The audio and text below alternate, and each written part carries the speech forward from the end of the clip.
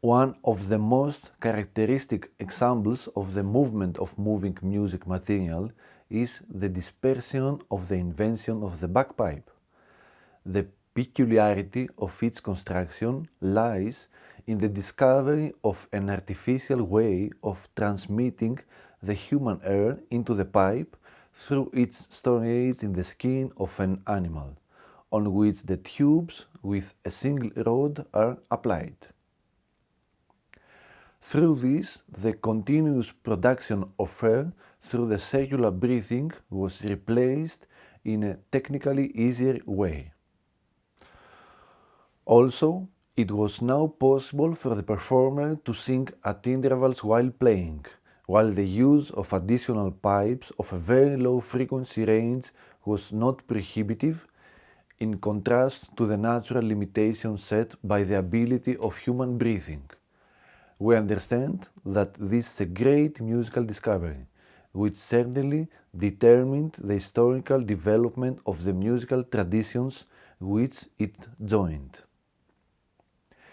This invention, like all human inventions, can be imagined being made at a specific time, in a specific place, by a specific person.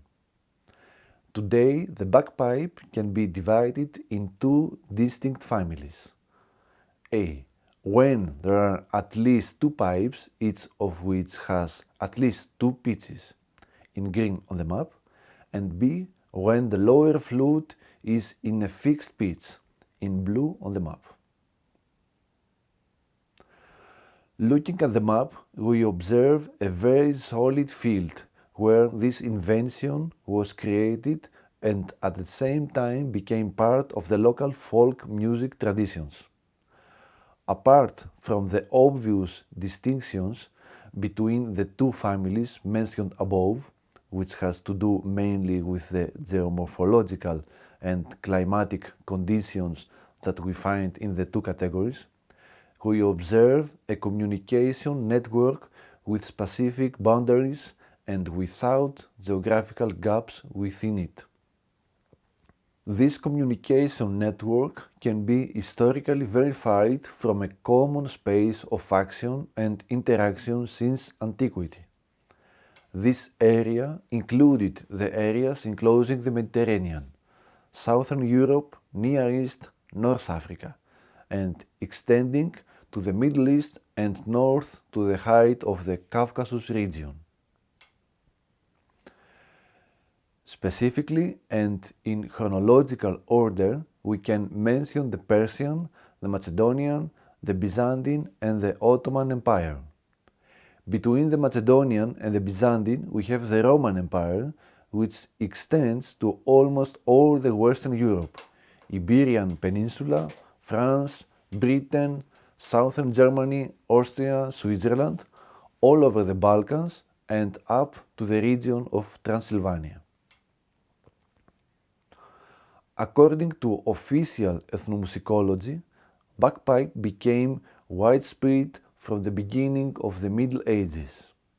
In ancient Greece, which is geographically still considered one of the most crucial crossroads between Europe and Asia, there are no clear references to the instrument until the second before Christ century, but knowing that it already existed in the Mediterranean world before this time. However, there is a jewel of the Hellenistic period around the 3rd century before Christ that depicts a satyr with a bagpipe hanging on a tree.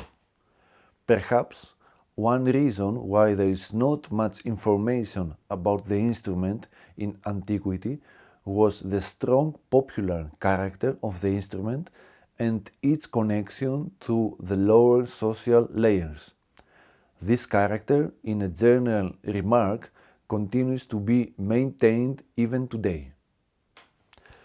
Regardless of where we locate the invention of the instrument, when and where it was transmitted, we can understand its geographical range and the reasons that contributed to it.